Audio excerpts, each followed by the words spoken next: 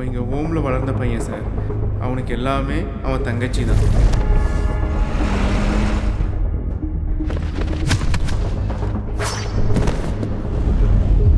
உன்னை மாரி படித்தவங்க இத்தனை பேர் இருக்காங்க. அவங்களாம் வேலை கிடச்சி இங்கேருந்து போயிட்டாங்க. நீ மட்டும் ஏன்னா இப்படி பண்ணிகிட்டு இருக்க?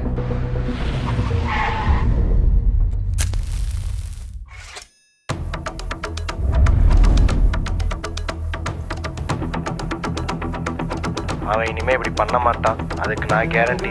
சரியா? உங்களுக்கே தெரியும், 5 வருஷமாக ஒவ்வொருத்தனையும் கொன்று இந்த இடத்துக்கு வந்திருக்கேன். இவன் ஒரு பெட்டிஷன் எல்லாத்தையும் மாற்ற பார்க்குறான்.